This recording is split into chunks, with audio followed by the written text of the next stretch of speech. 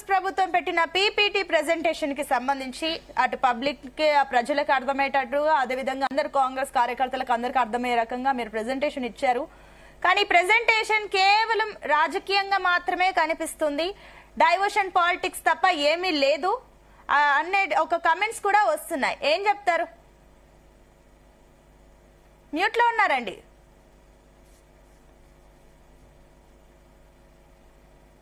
ఇప్పుడు చెప్పండి. ఇప్పుడు నిన్న దాదాపు 3 గంటలన్నర సేపు ఈ సమావేశం జరిగింది. అందులో నేను కూడా పాల్గొన్నా. ఆ తర్వాత దాంట్లోపల మాట్లాడిన రాజకీయాలు ఏం లేవమ్మా. మొత్తం పవర్ పాయింట్ ప్రజెంటేషన్ కృష్ణా జలాలకు సంబంధించినటువంటి విషయం లోపల కర్ణాటక మనము మహారాష్ట్ర నుంచి వచ్చే నీళ్ల విషయము, తర్వాత మనం వాడుకునేటువంటి విషయం, ఆ విషయాలను చాలా క్లుప్తంగా సమగ్రంగా కూడా చెప్పడం జరిగింది ఉత్తమ్ కుమార్ రెడ్డి గారు. ఆ తర్వాత తమ్మిడిహెట్టి దగ్గర నిర్మాణం చేయవలసినటువంటి చేవెళ్ల ప్రాణహిత ప్రాజెక్టును షిఫ్ట్ ఎందుకు చేయవలసి వచ్చింది అనే దాని విషయం లోపల దానికి సంబంధించినటువంటి ఆనాడు టీఆర్ఎస్ ప్రభుత్వం ఏ కారణాల వల్ల తమ్మిడిహెట్టిని మార్చింది, ఎందుకు చూపెట్టింది అనేది అది చాలా స్పష్టంగా చెప్పడం జరిగింది. కాకపోతే 2-3 అంశాలు మాత్రమే చివరకు ముఖ్యమంత్రి గారు మాట్లాడినప్పుడు ఆయన మరి ఇవన్నీ వాస్తవాలన్నీ ఈ ప్రకారంగా ఉండంగా ఉత్తానే అక్కడ ప్రెస్ క్లబ్ లో మాట్లాడదాం రాను, మరొక దగ్గర మాట్లాడదాం రామోనో, లేకపోతే మేము 20 లక్షల ఎకరాలకు నీళ్లు ఇచ్చినామనో అక్కర్లేకుండా ఇప్పుడు గ్లోబల్ స్ట్రైక్ ప్రచారం అంటే ఇదే అన్నట్టు. ఇప్పుడు ఒక దాన్ని చేయని దాన్ని పూర్తిగా ఏం చేయని దాన్ని కూడా మేము చేసినాం అని చెప్పడం వల్ల దాన్ని ఒక నిజం చేయాలనేటువంటి ఆలోచన. ఏ ఒక్క అంశము నిన్న మాట్లాడిన దాంట్లోపల ఇగో ఇది వాస్తవం కాదు అని చెప్పి ఇప్పుడు నాతో పార్టిసిపేట్ చేసినటువంటి వినోద్ కుమార్ గారు కానీ ఇంకా ముందు పార్టిసిపేట్ చేసేటువంటి వాళ్ళు కానీ మాట్లాడితే చాలా సంతోషిస్తాం. ఇగో this is the point where government was spoken wrong. ఇగో ఈ నివేదిక లోపల ఉత్తమ్ కుమార్ రెడ్డి గారు ఈ విషయం తప్పు చెప్పినరు అని చెప్పి ఒక్క పాయింట్ ను కూడా వాళ్ళు చెప్పినట్టయితే నేను చాలా ఇప్పుడు మళ్ళా అదంతా అంటే 3 గంటలు జరిగిన చర్చ ఇవాళ మృత్యుంజయ గారు మీరు అన్నట్టు ఆ ప్రెజెంటేషన్ లో మీరు ఉన్నారు, కరెక్టే, మేము కూడా విన్నాం, ప్రెజెంటేషన్ అందరూ కూడా చూసారు. కానీ మీరు చెప్పిన 2.5 గంటల కంటే కూడా లాస్ట్ గా రేవంత్ రెడ్డి మాట్లాడిన మాటలే అందరికి నాటుకుపోయాయి. 100 కొరడా దెబ్బలు కొట్టాలి తెలంగాణ యొక్క అన్యాయం చేసిన కేసీఆర్ ని అంటూ కూడా కమెంట్స్. ఈ కమెంట్స్ ఒక ఎక్స్ సీఎం పట్ల ఇప్పుడున్న సీఎం మాట్లాడాల్సిన మాటలేనా? ఇది ఒక రకంగా ఆమోదయోగ్యమేనా? ఒక మాట వింటారా, ఇప్పుడు గతంలో ఉన్నటువంటి ఆంధ్ర పాలకులు దాన్ని సీక్వెన్స్ చూడాలి మీరు. గతం అంటే తెలంగాణకు నీటి విషయం లోపల నష్టం చేసినటువంటి వాళ్ళు ఎవరైనా ఉంటే తెలంగాణ రాకముందు గతంలో ఆంధ్ర పాలకులు ఈ తెలంగాణకు నీటి విషయం లోపల చేసినటువంటి నష్టానికి వాళ్లకు ఒక్కొక్క కొరడ దెబ్బ విధించవలసి వస్తే ఆ తర్వాత తెలంగాణ వచ్చిన తర్వాత ముఖ్యమంత్రి అయినటువంటి కేసీఆర్ కు 100 కొరడ దెబ్బలు విధించవలసి వస్తుంది. అంటే the ratio how they destroyed the water system in the Telangana. అంటే ఒక కొరడా దెబ్బ ఉమ్మడి పాలకులు కొట్టవలసి వస్తే ఆనాడు తెలంగాణ రాకముందు 100 కొరడా దెబ్బలు ఈయన కొట్టవలసి వస్తుంది. అంటే ఒక తప్పు వాళ్ళు చేస్తే 100% తప్పులు ఈయన ఎక్కువ చేసింది అనేది దాని ఉద్దేశం. అంటే ఒకటి ఇందాక ప్రొఫెసర్ గాలి వినోద్ కుమార్ గారు కూడా కొన్ని పాయింట్స్ చెప్పారు. ఆ పాయింట్స్ మీరు వినే ఉంటారు ఐ హోప్. అండ్ ఇంకొకటి ఏంటంటే కూడా ఇప్పుడు చాలా మందికి ప్రజలకు కూడా ఒక సందేహం వస్తుంది. 18 నెలల నుంచి కాంగ్రెస్ ప్రభుత్వం ఏం చేస్తుందంటే ఎందుకు వచ్చింది పాలనలో కంటే కేవలం బీఆర్ఎస్ పాలనని కేసీఆర్ ని తిట్టడానికే మేము అధికారంలోకి వచ్చాము అన్న డౌట్లు ప్రజలకు వస్తుంది. మీరు చెప్పండి, నేను ప్రజల కోసం వచ్చారా లేదంటే కేసీఆర్ కోసం ఏదైతే కక్ష సాధింపు కోసం వచ్చారా? చూడండి, ప్రజలు మమ్మల్ని ఎన్నుకున్నారా లేకపోతే కేసీఆర్ ఎన్నుకున్నాడా? కేసీఆర్ ఇంట్లో కూర్చుంటే మేము వచ్చినామా? ఆయనను కాదని ఆయనను త్రోసిపుచ్చి ప్రజలు ఈ రాష్ట్రం లోపల కాంగ్రెస్ పార్టీకి పట్టం కట్టినామా? 1.5 సంవత్సరాల లోపల ఇవాళ ఆయన చేసినటువంటి తప్పులను సరిదిద్దుకుంటూ ఇవాళ రాష్ట్ర ప్రజలు ఏం కోరుకుంటున్నారో దాన్ని చేసేటువంటి దిశ లోపల నడుస్తా ఉన్నది.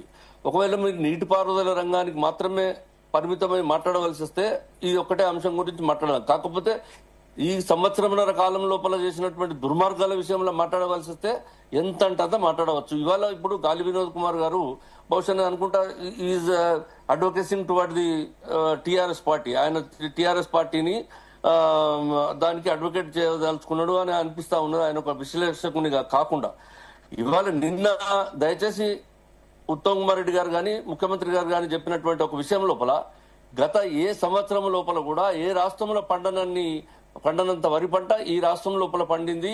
It is the record in the nation. అంటే గత చరిత్రలో గాని ఇతర రాష్ట్రాలలో గాని ఎక్కడ కూడా రానంత వరి పంట మన రాష్ట్రంలో పండింది. వాళ్ళు ఏం చెప్తున్నారు, టీఆర్ఎస్ వాళ్ళు ఎస్ మీరు వచ్చిన తర్వాత వరి పంట తక్కువైపోయిందని చెప్తున్నారు. కాదు అని చెప్పి మనం లెక్కలు చెప్పినాం. పోయిన ఫసల్ మొన్న వచ్చిన దాంట్లో కూడా ఇవాళ top in the country and top in all past years. ఈ విధంగా మేము పంట పండించినామని చెప్తున్నాం. అంటే ఓకే సరే, వాళ్ళు పంట పండించింది ఆ విషయం మీ సరే, అంతకు ముందు 10 ఏళ్ల కంటే ముందు పంట దిగుబడి ఎంత ఉంది, ఇప్పుడు 10 ఏళ్ల తర్వాత ఏ రకంగా ఉందో ఆ లెక్కలైతే అన్ని లెక్కలు ఉన్నాయమ్మా. ఒక్కొక్క సంవత్సరం వారిగా ఒక్క సంవత్సరం వారి ఏ ఒక్కరు కూడా. అందుకే ఇటువంటి మాటలు మాట్లాడే వాళ్ళను ఎక్కడన్నా కూర్చొని చర్చ చేద్దాం రమ్మని ఎందుకు. ఇప్పుడు ఇవాళ మైనస్ సీఎం గారు ఏమడిగినారమ్మా, ఇటువంటి సందేహాలు మీకున్నట్టయితే నేను వింటా ఉన్నా ఇంతకుముందు ఈ వారం దినాల నుంచి 10 రోజుల నుంచి. మేము తమ్మిడేటి ప్రాజెక్టు వదిలిపెట్టి మేడిగడ్డ ప్రాజెక్టు దగ్గర కట్టిన తర్వాత దీని మీద 20 లక్షల ఎకరాలకు మేము నీళ్లు అందించినాము ఈ ప్రాజెక్టు కొత్తగా కట్టిన తర్వాత కాళేశ్వరంతోనని ఇవాళ హరీష్ రావు గారు చెప్పారు, తర్వాత ఇతర నాయకులు చెప్తా ఉన్నారు. 20 లక్షల ఎకరాలు కాదండి, 135 టీఎంసీల నీళ్లను లిఫ్ట్ చేసి మొత్తం దాని చరిత్రలనే అది కట్టి లిఫ్ట్లు స్టార్ట్ అయినప్పటి నుంచి 135 టీఎంసీల లిఫ్ట్ నీళ్లను మాత్రమే ఎత్తిపోసి మళ్ళీ వరదలు వస్తే అలా నుంచి 65 టీఎంసీల నీళ్లను కిందికి వదిలిపెట్టి మీరు పండించిన తీసుకుపోయిన నీళ్లు 165 నీళ్లను తీసుకుపోయారు. దాంతో పండిన పంట 30,000 40,000 ఎకరాలకు ఎక్కడ నీళ్లు వస్తే వచ్చినాయేమో. ఇది మేము ఆన్సర్ ఏదో నోటికి తమాషా చెప్పుడు. మీరు చెప్పిన పాయింట్స్ వాలిడ్. ఈ పాయింట్ గురించి రవి గారు డిఫెండ్ చేసుకుంటారు. అంతకంటే ముందు ఇందాక వినోద్ కుమార్ గారు కూడా ఒక పాయింట్ అన్నారు, 2015 నాటి ఒప్పందాన్ని ఇప్పుడు మళ్ళీ తెరపైకి తీసుకురావడం అది కరెక్ట్ కాదంటూ కూడా వారి అభిప్రాయం కూడా ఉంది. మరి దీనికి ఏమంటారు? అప్పుడు రియాక్ట్ కాని కాంగ్రెస్ ఇప్పుడు ఎందుకు రియాక్ట్ అవుతుంది? 2015 ఒప్పందం ఏంది? 2015 ఒప్పందం ఏంది ఒకసారి నాకు చెప్పండి. ఆయన చెప్పమనండి. 2015 ఒప్పందం అది మన తెలంగాణ రాష్ట్రానికి అనుకూలమైందా ప్రతికూలమైనదా? దాన్ని పైకి తీసుకురావడంలో అర్థమైందని I cannot understand. There are so many agreements made by KCR. ఆయన ఢిల్లీలో చాలా సార్లు అనేక సార్లు జలవనరుల శాఖ వాళ్ళతో మాట్లాడినప్పుడు గానీ అపెక్స్ కమిటీ దగ్గర కూర్చున్నప్పుడు గానీ ముఖ్యమంత్రిగా చాలా విషయాలను ఒప్పుకొని వచ్చిండు. ఆ తర్వాత ఇక్కడికి వచ్చిన తర్వాత ముఖ్యమంత్రి జగన్ రెడ్డిని పిలిచి ఇక్కడ కూర్చున్నబెట్టుకొని అనేకమైనటువంటి విషయాలను ఇక్కడ చెప్పి మీరు నీళ్లు తీసుకొని 599 టీఎంసీల నీళ్లు తెలంగాణ వాడుకోవాల్సింది 18 టీఎంసీలు 299 నీళ్లు రాయలసీమ వాడుకోవాల్సినటువంటి ఆంధ్ర వాడుకోవాల్సినటువంటి అవసరం ఉంటే మీరు ఎన్నైనా వాడుకోండి, మాకు అభ్యంతరం లేదు. మన బేసిన్లు లేవు, భేషజాలు లేవు, మీరు ఎన్ని వాడుకున్నా సరే మాకు అవసరం లేదు. రాయలసీమను కూడా రతనాల సీమ చేద్దాం, మనం అందరం కలుద్దాం, తెలంగాణ వేరు ఆంధ్ర వేరు కాదు. ఇటువంటి దిక్కుమాలిన మాటలన్నీ మాట్లాడింది. తెలంగాణ వేరు, రాయలసీమ వేరు, ఆంధ్ర వేరు కాదా? దాని గురించి పాయింట్ మాట్లాడదాం. ఓకే, నేను మళ్ళీ వస్తాను. రవికుమార్ గారు గుడ్ మార్నింగ్. ఏం మాటలు అవి? ఎస్ రవికుమార్ గారు ఏం చెప్తారు? ఇప్పుడు అసెంబ్లీకి రమ్మంటే రారు, ఇప్పుడు ఏకంగా ఫామ్ హౌస్ కి వస్తాము, మీకు ఓకే అయితే అటు మా మంత్రులతో పాటు నేను కూడా ముఖ్యమంత్రి హోదాలో నేను కూడా ఫామ్ హౌస్ కి వచ్చి అక్కడే మాక్ అసెంబ్లీ పెడదాం, చర్చిద్దాం, నిజాలు ఏంటో ప్రజలకు తెలియజేద్దాం అని చెప్పేసి రేవంత్ రెడ్డి అంటున్నారు. చిన్న క్లారిటీ ఇస్తా. నేను మీటింగ్ లో ఉన్నటువంటి వానిగా ఒకటే ఈ విషయంలో ఇప్పుడు వాళ్ళు ఏమన్నారంటే మేము చర్చకు సిద్ధము అని చెప్పి అన్నారు. అన్న తర్వాత చర్చకు సిద్ధం అంటే ఎస్ చర్చ చేద్దాము. ఎక్కడ చేద్దాము? ఏదో అక్కడ క్లబ్బుల్లో ఇక్కడనో ప్రెస్ క్లబ్బుల్లో కాదు, ఒక చట్టబద్ధమైనటువంటి సభలో మాట్లాడదాం. ముఖ్యమంత్రి గారికి ఉత్తరం రాసి ముఖ్యమంత్రిగా నేను ఆహ్వానిస్తా ఉన్నా, ప్రతిపక్ష నాయకునిగా మీరు ఒక ఉత్తరం స్పీకర్ గారికి ఇవ్వండి, మీరు సమయం నిర్ణయం చేయండి, అక్కడ కూర్చుని చర్చ చేద్దాం.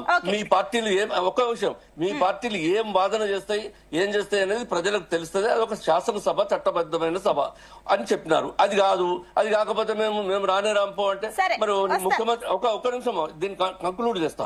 అది కాదు మేము అసెంబ్లీకి రాము, అది కాదు ఇది కాదు, ముఖ్యమంత్రికి చేత కాదా, మరి ఆరోగ్యంగా లేడా, లేకపోతే వచ్చే పరిస్థితి లేదా, కాకపోతే ఒకవేళ మా మంత్రులందరినీ కూడా నేను ఫామ్ హౌస్ కు పంపిస్తా ఆయన దగ్గరికి, ఆ ఫామ్ హౌస్ లో కూర్చుండి చర్చ చేయమనండి, ఈ సెటప్ అంతా అక్కడ పెడదాం.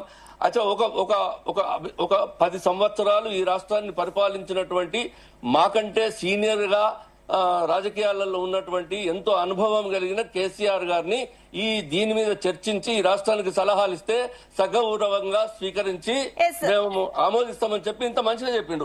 Okay. మంత్రులే ఓకే అండి, దాని గురించి మాట్లాడదాం. ఎందుకంటే కాంగ్రెస్ ప్రభుత్వం ద్వంద్వ వైఖరి, అప్పుడే సీనియర్ అంటారు, అప్పుడే 100 కొరడా దెబ్బలు అంటారు, రకరకాల ద్వంద్వ వైఖరి అటు కాంగ్రెస్ నుంచి ఉంది అంటూ కూడా బీఆర్ఎస్ అంటుంది. సరే, బీఆర్ఎస్